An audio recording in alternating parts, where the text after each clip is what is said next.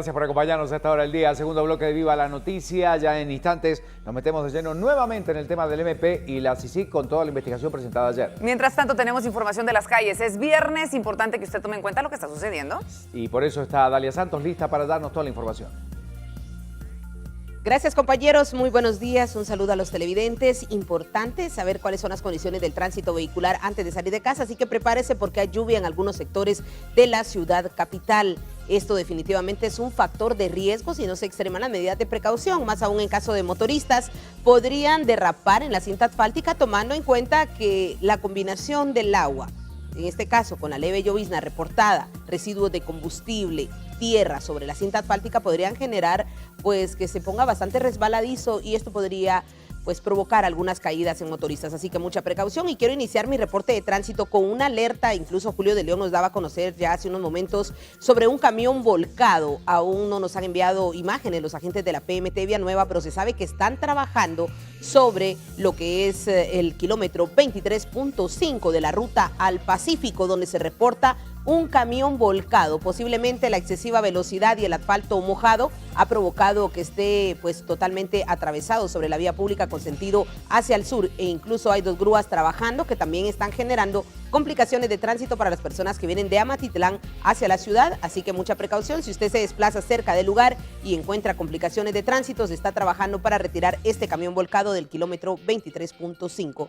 Ahora vamos a conocer qué es lo que sucede con el tránsito vehicular. Acá podemos observar cerca de Prados de Villahermosa, esto es entre la zona 7 de San Miguel Petapa y también sobre la jurisdicción de Villanueva. En este lugar hay coordinación de carriles reversibles. Vemos que los buses de forma ordenada se desplazan sobre el carril derecho hacia Ciudad Real y vemos que el tránsito pues está coordinando a través de carriles reversibles que regularmente duran 20 minutos. Usted tiene que estar atento a las instrucciones de los agentes cuando ellos den la señal de desplazarse en reversible. De lo contrario, es recomendable seguir en su carril hasta recibir la señal de los agentes. Ahora vemos una rotonda que se ha señalizado. Esto es en el área de la salida de Villahermosa. Lo que usted observa acá, justamente donde hay un agente de PMT, es la salida de Villahermosa de Boca del Monte, y lo que se está incorporando de Boulevard El Frutal hacia Ciudad Real y Avenida Petapa. En estos puntos el tránsito pues ya inicia un poco lento, pero se mantiene el control y la supervisión a través de los agentes de la PMT de Villanueva, quienes están informando que hay asfalto mojado también en estos sectores y que el tránsito más cargado en este momento es lo que se desplaza de Boulevard El Frutal, de sectores de San Miguel Petapa, Villanueva y Villa Canales, donde también se apoya un centro educativo que está sumando al parque vehicular más de 50 buses. Estos requieren regulación y ordenamiento vehicular por parte de los agentes de PMT y en su momento van generando pausa en el tránsito. Pero vamos a continuar viendo el panorama vehicular sobre Boulevard El Frutal. Acá usted observa que el tránsito que circula hacia San Miguel Petapa pues está detenido, está a la espera de que finalicen los reversibles hacia Ciudad Real. Este tránsito viene en reversible y justamente pues esta imagen nos permite observar el asfalto mojado que se está reportando por esta leve llovizna que desde horas de la madrugada se registró en ese sector. Y acá vemos también el área de Ciudad Real. Esta fotografía fue hace algunos minutos, por eso se tiene poca visibilidad, pero veíamos que el tránsito a primeras horas del día en el sector de Ciudad Real se mantenía totalmente fluido. Acá hay una unidad de PMT de Villanueva, quien es la encargada de mantener el control y supervisión del tránsito en ese sector.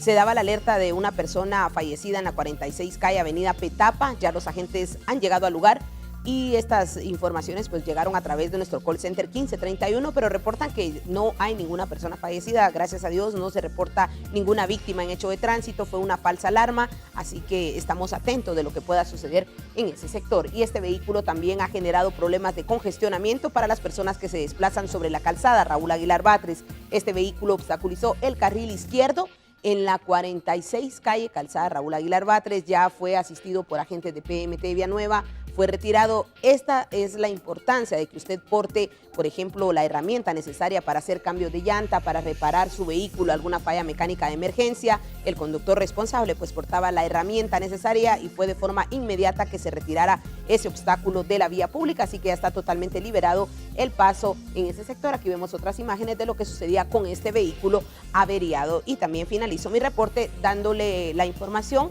que ya se tiene totalmente finalizado los trabajos de recapeo sobre la 38 calle calzada Raúl Aguilar Batres, así que ya podrán transitar con mayor fluidez vehicular, ya que la carpeta asfáltica fue recuperada por parte de Ecovial, quien coordinó los trabajos con la Municipalidad de Villanueva. Así que es mi reporte de tránsito a esta hora. Más adelante le actualizo lo que se está convirtiendo en noticia en el sector sur de la ciudad capital. Ahora Vero y Ricardo continúan con más noticias.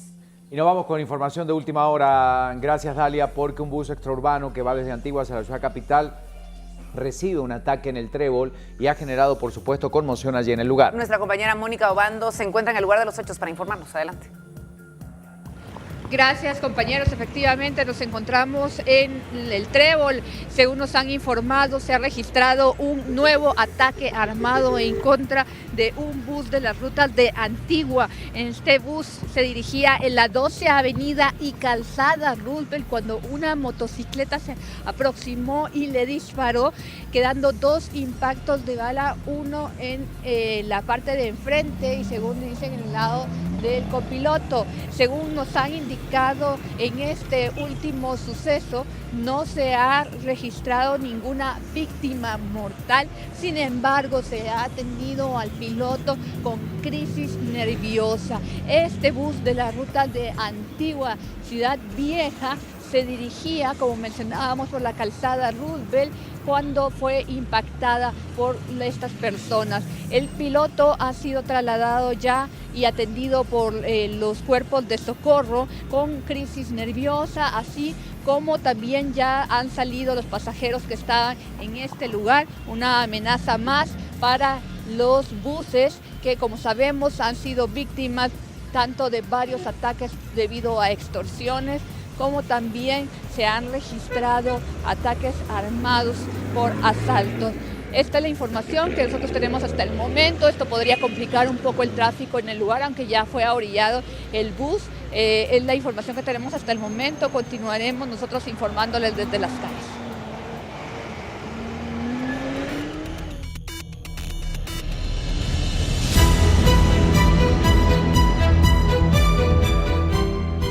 Arrancamos hasta ahora nuestro recorrido noticioso y tenemos que hablar de ese nuevo caso de corrupción. Hay más noticias porque autoridades del Ministerio Público y la CICIG señalan justamente el total de las empresas que gestionaban la devolución del crédito fiscal a cambio de sobornos. Se estima que la SAT habría pagado unos 200 millones de quetzales. Veamos lo siguiente.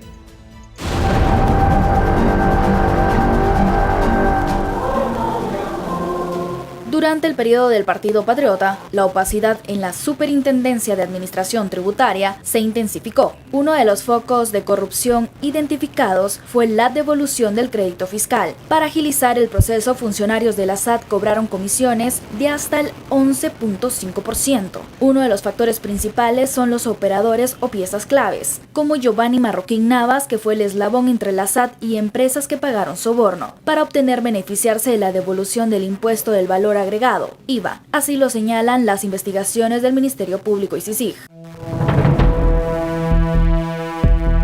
La investigación realizada por la Fiscalía Especial contra la Impunidad detalla que durante noviembre del 2014 y abril del 2015, Alfredo Muñoz Ledo, propietario de la empresa Tres Puertos, el empresario del sector azucarero y ex candidato a vicepresidencia por el partido UNE, Mario Leal, y el diputado Felipe Alejos, y actual miembro de la Junta Directiva del Congreso, fueron quienes se encargaron de captar clientes. El Ministerio Público y CICIG identifican que para lograr el hecho ilícito se asociaron personas internas y externas de la SAT. Una de las piezas claves fue Giovanni Marroquín Navas, debido a que fue técnico en la SAT entre 1998 y el 2004, por lo que lo convirtió en el puente idóneo para los trabajadores de la SAT y las empresas.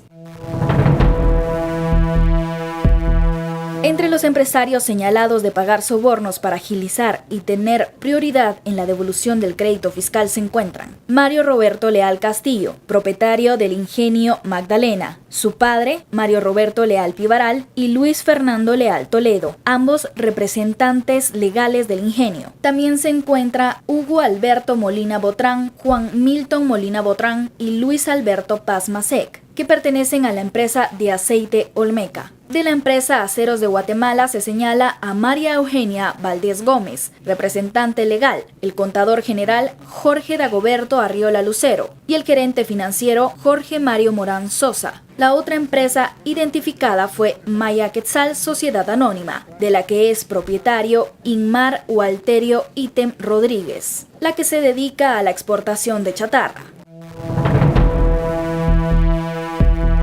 Funcionarios de la SAT que desde su posición respaldaron y consintieron a cambio de dinero beneficiar a agilizar procesos, están señalados los ex superintendentes Carlos Muñoz y Omar Franco, así como los ex intendentes Alfonso Romero Castillo, que estuvo en el área jurídica, y Ariel de Jesús Guerra, que estuvo en fiscalización. Para gestionar las acciones jurídicas, la investigación señala que se apoyaron de Alfredo Muñoz Ledo y de Ardani Caal Caal, oficial del juzgado séptimo de instancia penal, a quien la Fiscalía identifica que recibió 87.500 quetzales por servir de asesor permanente, así como facilitar recursos y decisiones judiciales a favor de Aceros de Guatemala. El Ministerio Público solicitó 2 antejuicios contra el juez séptimo de instancia penal, Adrián Rodríguez, y el diputado Felipe Alejos.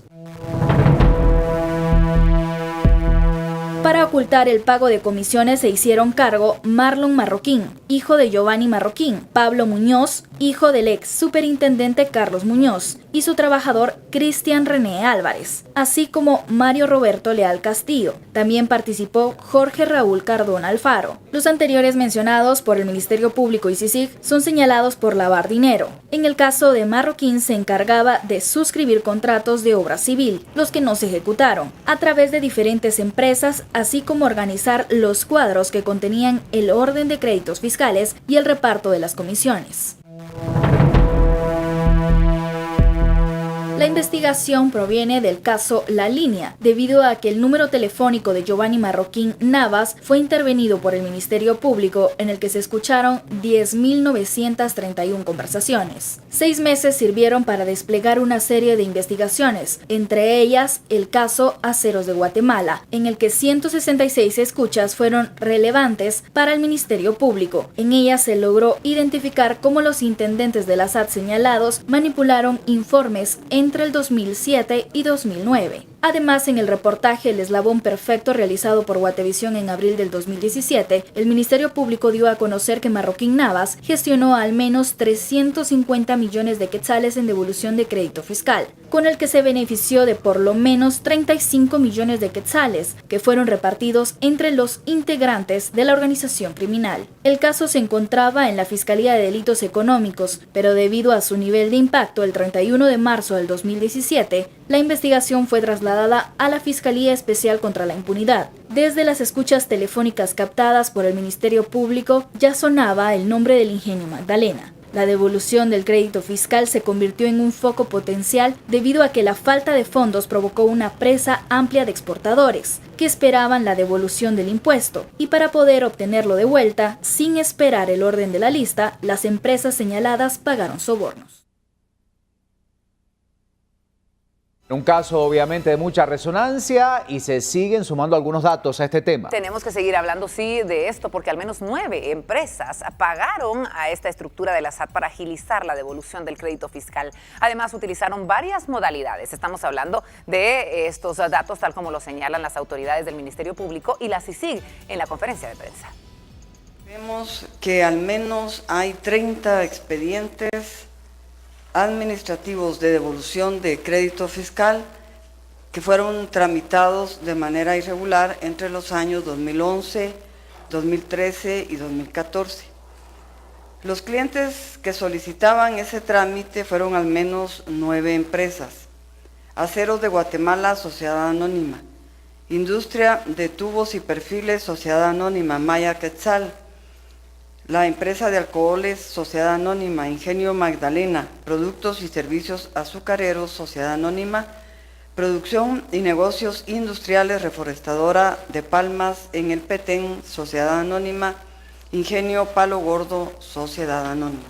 Se acreditó que el total de la devolución de crédito fiscal para Maya Quetzal fue de 2.705.000 quetzales, y que la comisión fue del 10%, que equivale a 270.503 quetzales.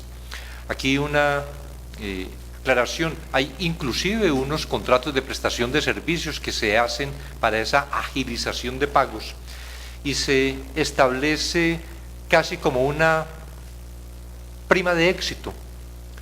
Cuando es en determinado tiempo el porcentaje que se debe pagar para distribuir entre toda la estructura es el 12%, pero cuando se demora otro poco, es decir, antes de 6 meses el 12, entre 6 y 8 el 10 y es más, y cuando es más de 12 meses dice no hay ningún pago, no implicaría ningún costo. Aquí hay una modalidad también diferente, y es que para agilizarlos se utiliza la figura del amparo, y esto quedó claramente visto en el examen de la documentación, en la revisión de los casos, de los procesos de devolución. Quedó claramente establecido que los amparos eran una estrategia que utilizaba la organización paralela a las negociaciones entre las entidades interesadas. Inclusive, y aparece igualmente establecido, el propio intendente de Asuntos Jurídicos, el señor Castillo Castro, buscó abogados para que presentaran esos amparos contra la propia entidad que el señor Castillo Castro, a la que el señor Castillo Castro prestaba sus servicios.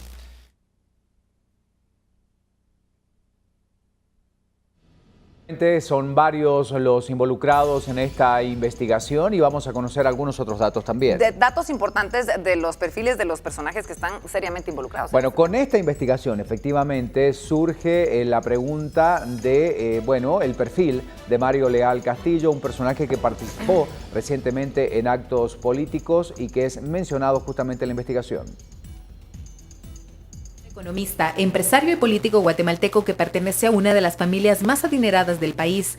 Como parte de familia de azucareros y del sector inmobiliario, ha sido directivo de empresas como Ingenio Magdalena, Grupo Unesuper, La Torre, Econosuper y Grupo Cayalá, además de ser propietario del reconocido centro comercial Paseo Cayalá. Fue recaudador de fondos y financista de los partidos Unidad Nacional de la Esperanza y Patriota. Además de financiar la campaña del PP, fue miembro del Comité Ejecutivo en las elecciones de 2011. Ocupó el cargo de secretario de Asuntos Específicos de la Presidencia en el gobierno de Otto Pérez Molina. En la campaña de 2015, Mario Leal compitió por la vicepresidencia con su compañera de fórmula Sandra Torres por la UNE, perdiendo la presidencia de la República.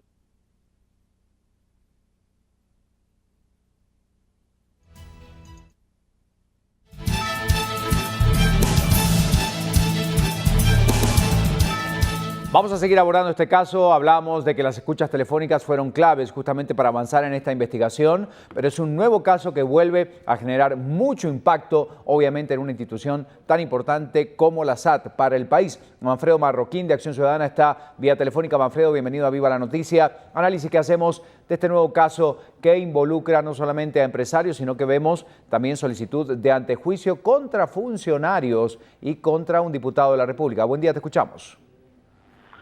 Buen día, Ricardo, y toda la audiencia de Guatevisión. Sí, efectivamente es un caso de alto impacto, como tú bien lo señalas, por el perfil de la gente que está involucrada. Pues es una muestra más de cómo hubo gobiernos que se dedicaron exclusivamente a utilizar la plataforma. Tenemos un caso clarísimo, porque ya tenemos ahorita ya perdí la cuenta, pero creo que son 9 o 10 superintendentes que han habido, ya 6 están en la cárcel, procesados.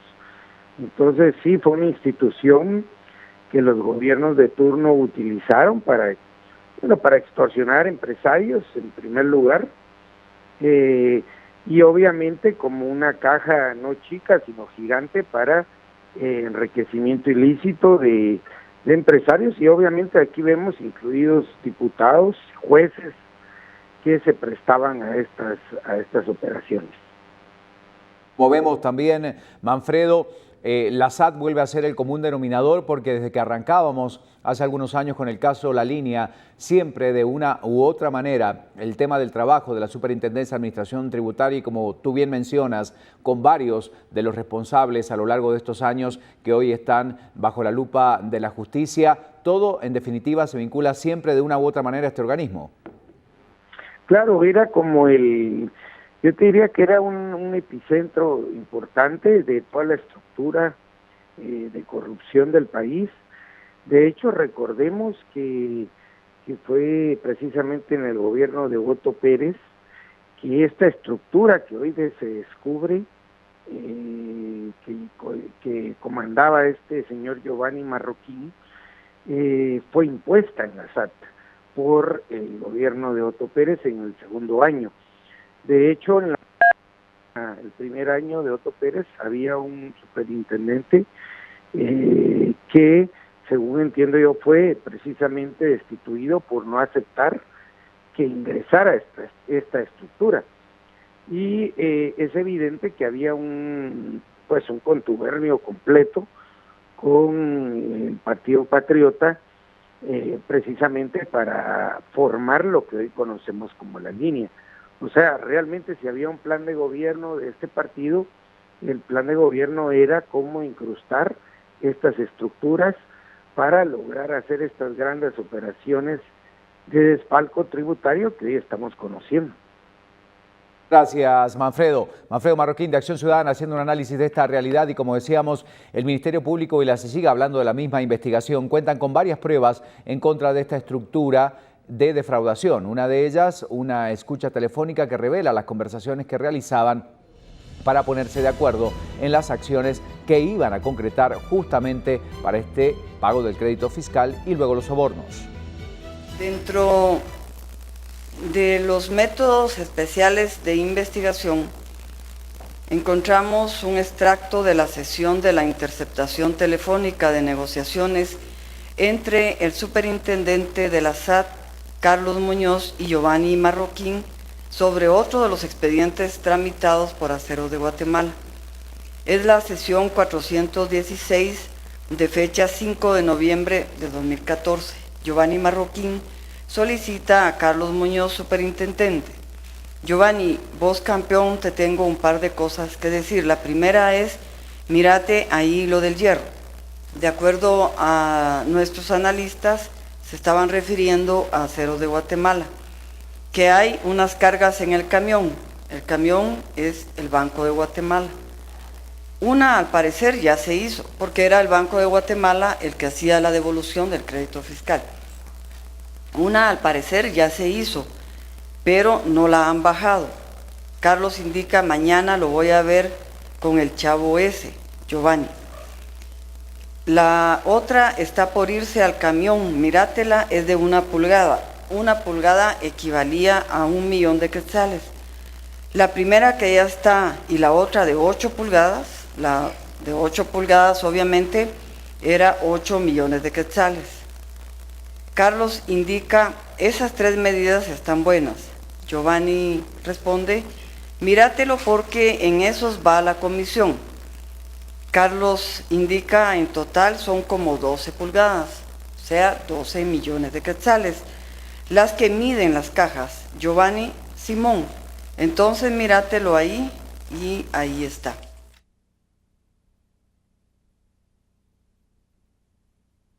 Obviamente luego vamos a seguir con este tema a las calles con nuestro compañero Julio de León. Se encuentra en la calzada Raúl Aguilar Batres, así que nos vamos contigo. Julio, cuéntanos cuál es la realidad en este lugar. Buen día.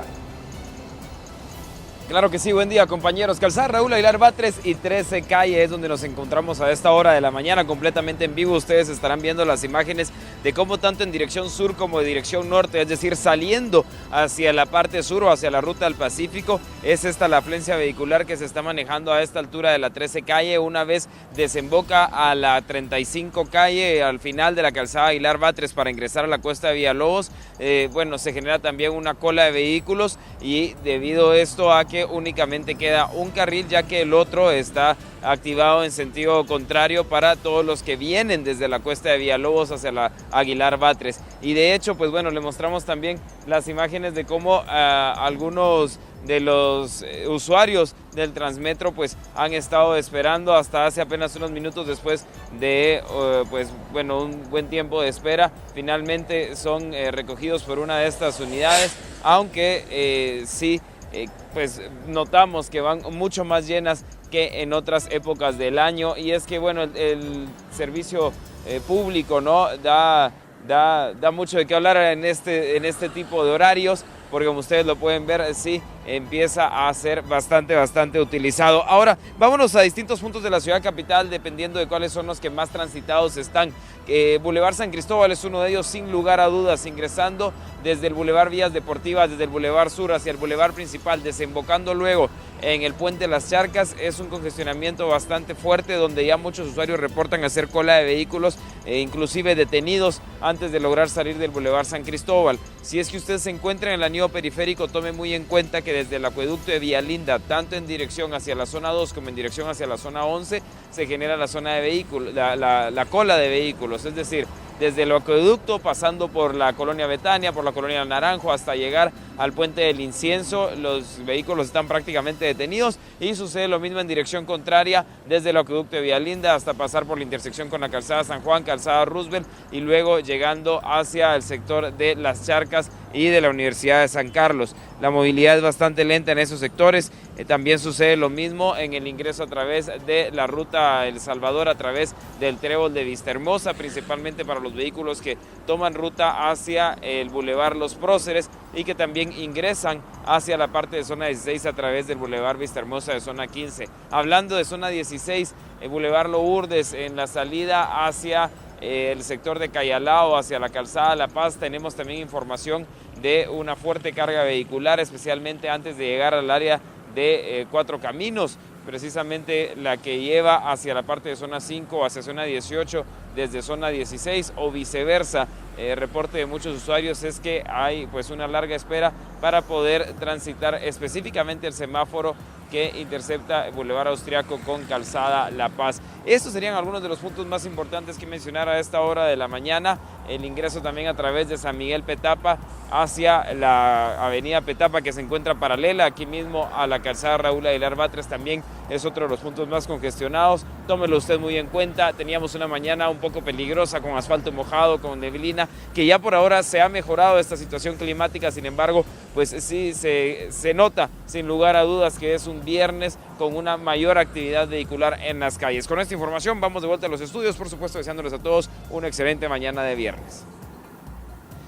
Muchas gracias, Julio, por la información. Nuestro compañero de las calles. Retomamos el tema de la investigación por traficantes de influencia presentado ayer por el MP y la CICIG. Tenemos que hablar más detalles y comentárselos a todos ustedes. Y dentro de este caso, traficantes de influencias, la fiscal Telma Aldana señaló que se presentó una solicitud de antejuicio en contra del juez séptimo penal. Hablamos de Adrián Rodríguez. Al jurista se le señala de una posible comisión de prevaricato en resoluciones a favor de la entidad Aceros de Guatemala. Alias el compadrito Rigoberto Chacaj Soc, detenido y acusado por hechos anteriores, indica que la actuación del juez se va a ajustar a los requerimientos que ellos van a plantear. Se obtuvo un flujograma en el que se plasmó la estrategia de la estructura criminal para desvincular del proceso penal a la entidad Aceros de Guatemala, Sociedad Anónima. De esa cuenta hemos planteado solicitud de antejuicio contra el juez séptimo de primera instancia penal. Una importante información que tenemos que compartir. Y hay otro personaje del legislativo que también podría estar vinculado a este Bueno, hablamos del diputado Felipe Alejos, que ahora enfrenta un proceso de antejuicio en su contra según las investigaciones realizadas. Sería una de las piezas claves en esta estructura. El Ministerio Público y la CICIG han señalado que cuentan con conversaciones en las que el diputado Alejo era identificado como Filipao. Presa Riera señaló como el señor Felipe Alejos tuvo un papel también protagónico en este proceso de devolución, tal como aparece indicada en la transcripción que se ha colocado en la pantalla.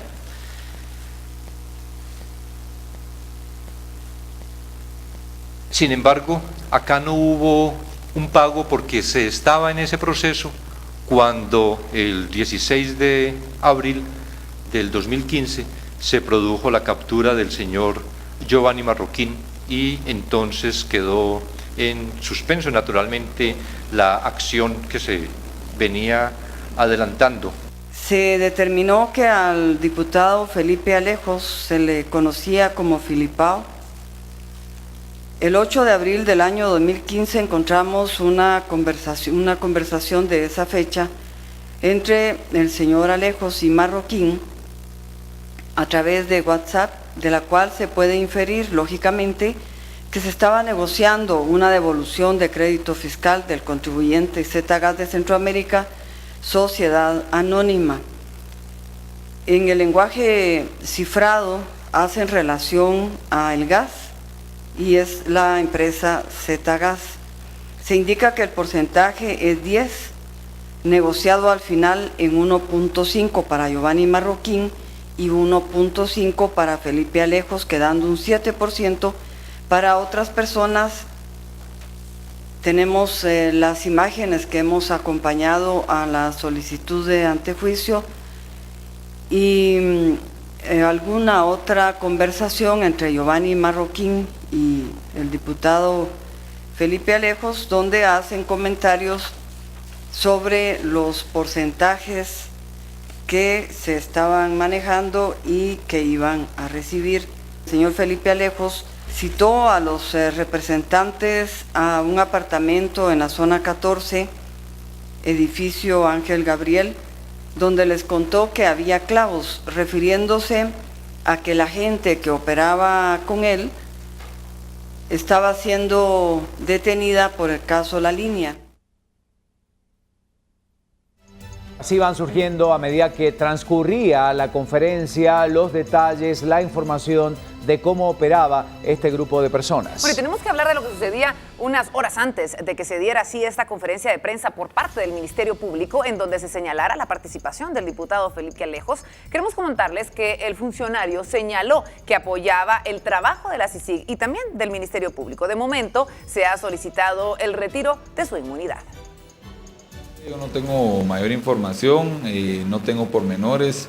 El último caso que nosotros sí estamos un poquito más informados fue el de Odebrecht. Entiendo que ellos van a estar dando detalles más tarde en una conferencia de prensa, en donde ya los guatemaltecos vamos a poder entender un poquito más qué fue lo que sucedió en este caso. Nosotros siempre hemos venido apoyando este trabajo. Pepito, ¿cómo suena? El Congreso algunas veces ha sido criticado por algunas decisiones, pero por ejemplo este mismo Congreso fue el que ha nombrado a personas como por ejemplo el Procurador de los Derechos Humanos. Ahora nosotros vamos a tener la Comisión de Derechos Humanos también y esperamos poder trabajar de la mano con ellos. Creemos en el fortalecimiento institucional, tanto el Ministerio Público como la CICIG, como la Procuraduría de Derechos Humanos, todos quienes han estado dando su esfuerzo y su lucha para eliminar el flagelo, en este caso, de la corrupción. Y tenemos más información, justamente, esto es lo que decía el diputado Alejos, decíamos antes justamente de que se conociera su solicitud de antejuicio. Pero les queremos comentar que se ha emitido un comunicado por parte del partido de la UNE que indirectamente está relacionado con este tema. Efectivamente, el partido UNE emitió un comunicado justamente a toda la población luego de que se involucrara en este caso al ex candidato a la vicepresidencia Mario Leal. Por esta agrupación política, la UNE aseguró que los hechos en los que presuntamente se involucra al empresario se relacionan exclusivamente con su actividad y que en ningún momento se trata de acciones relacionadas. La UNE también señaló que respalda la lucha contra la corrupción y la impunidad, de acuerdo a este comunicado que daba a conocer.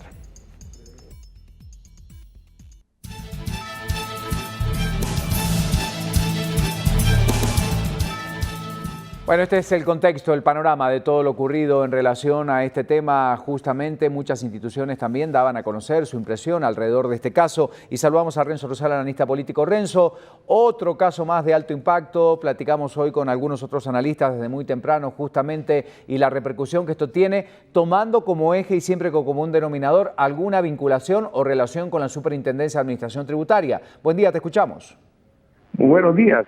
Bueno, indiscutiblemente este nuevo caso devela, creo que varias dimensiones que son altamente importantes para el país. La primera es el proceso permanente de cooptación de las instituciones que ha tenido en la SAT, en la Superintendencia de Administración Tributaria, como un centro de operaciones, lamentablemente, para negocios ilícitos. Lo segundo, que creo yo que de pronto es lo más determinante de este caso que nos presentó ayer el MP y la CICIG, es cómo los círculos de poder, especialmente de poder económico y político, están íntimamente vinculados con la reproducción de este esquema de defraudación tributaria. Me refiero concretamente cuando se vincula a azucareros, cuando se vincula a los a actores hegemónicos del cultivo de palma africana, cuando se vincula a los que han sido señalados desde casos, desde épocas anteriores, vinculados a la industria siderúrgica. Estamos hablando de tocar el núcleo duro del poder económico en el país. Y lamentablemente en varios, roles. Por un lado, en ser los responsables de pagar muchas de las coimas a la SAT, y por otro lado, el lamentable papel que han jugado varios empresarios y políticos como operadores, como intermediarios de este conjunto de negocios ilícitos. Creo que también es destacable el hecho, corroborar que miembros de la actual Junta Directiva del Congreso de la República tienen altos niveles de cuestionamiento, y en este caso en concreto el rol que ayer queda claro del señor Alejos, del señor Felipe Alejos, primer vicepresidente del Congreso, que esa relación y la relación del señor Leal, ex vicepresidenciable de la UNE, podría darse, que ayer se preguntó, y por supuesto que no hay todavía una cuestión concreta al respecto, hasta dónde estos recursos que fueron captados de forma ilícita están vinculados con procesos de financiamiento electoral ilícito, que esa es parte, digamos, de las interrogantes que quedan. En resumen, diría que es un caso clave, porque toca, reitero, las esferas de poder económico, además de sectores que se han vendido públicamente como ser los portavoces, los portadores de una nueva generación de empresarios modernos y de sectores, digamos, que están muy por delante de las actividades tradicionales del país, pero que ahora nos queda claro que ese tipo de rendimientos económicos y políticos no son producto de la nada, ni son productos del esfuerzo personal o familiar, sino lamentablemente productos, otra vez, de esta corrupción que se ha convertido en una enfermedad, en un proceso endémico en este país. Por la información y por tu análisis, Renzo Rosal, analista político. Reiteramos la pregunta que estamos haciendo esta mañana y también van a empezar a aparecer algunas respuestas de Facebook que usted ha hecho a través de nuestras redes sociales. Esta es la pregunta que tenemos a continuación. ¿Considera que el Ministerio Público tiene la capacidad para atender los múltiples casos de corrupción descubiertos en el país? ¿Sí o no? El 59% de los votantes opinan que no, el 41% opina que sí. Con el hashtag PLN más corruptos usted puede utilizar entonces nuestras redes sociales para votar o dejar su comentario abierto. La información que tenemos a esta hora de la mañana, y antes de la pausa, siempre estas notas para terminar un poquito y salir del contexto político, al menos por un rato. Así es, y bueno, hablamos de imágenes impactantes, realmente de violencia que se pueden vivir en las calles. Esto ha hecho que se vuelva viral este video. Escuche usted lo que pasaba y luego platicamos del tema.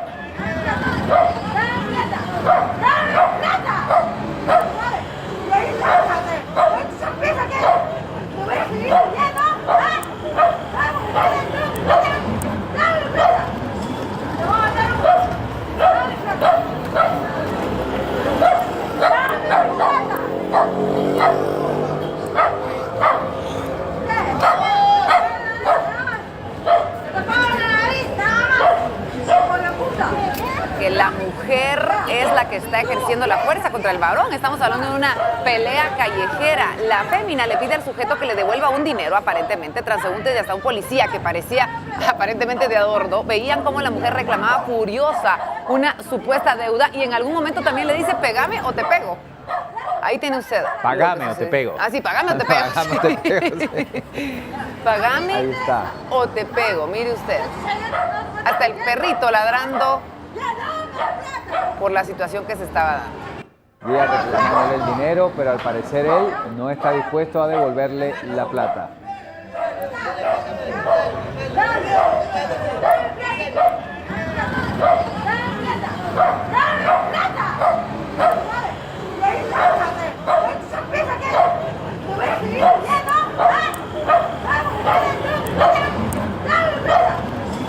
Bueno, son videos que se convierten en virales. Obviamente, ahí podemos ver entonces lo que puede llegar a suceder en las calles. Cambios en la noticia. Nos vamos a otro lugar, a otra noticia más feliz, por supuesto, y es hasta Rabinal, Baja Verapaz, porque allí se celebra la feria en su honor al patrono y siempre es bueno reconocer y recorrer estos lugares de Guatemala. Los habitantes de Rabinal, Baja Verapaz, celebran su feria titular en honor a San Pablo Apóstol. Los plumeros adornaron la imagen del patrono en 365 plumas. Primero adornamos a San Sebastián, después nos venimos aquí con San Pablo, ¿verdad? Porque somos trabajadores de las plumas, somos los que decoramos todos los años. Las plumas son traídas de América del Sur, las plumas son de avestruz, ¿ya? Y son 13 colores, que son los 13 meses del calendario maya. La esencia de la feria es la convivencia y compartir los alimentos. Los cofrades dicen que cocinaron más de 12,000 tamales. Aunque no mucho, pero aprobamos un tamal a todos nuestros hermanos. Este es nuestro deseo, pues. El pasado 23 de enero, 35 grupos de danzantes recorrieron la avenida principal, entre ellas la emblemática danza del Rabinal Achí. Obra intangible de la humanidad por excelencia, UNESCO pues la ha declarado así. También hay otras danzas muy importantes, por ejemplo, que son de orden precolombino. La fiesta inició el 16 de enero y finalizará el 27 del mismo mes. La información que compartimos con ustedes esta mañana. Hacemos una pausa y ya empezamos a recorrer los departamentos y también lo que ocurre en el mundo. Quédese con nosotros, eso será luego del corte comercial. Ya volvemos.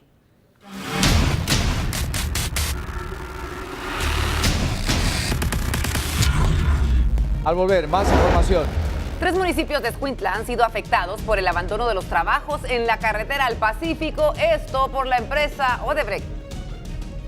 En otros temas importantes, presidente Trump asegura que los palestinos faltaron al respeto a Estados Unidos y bloquearon la ayuda financiera.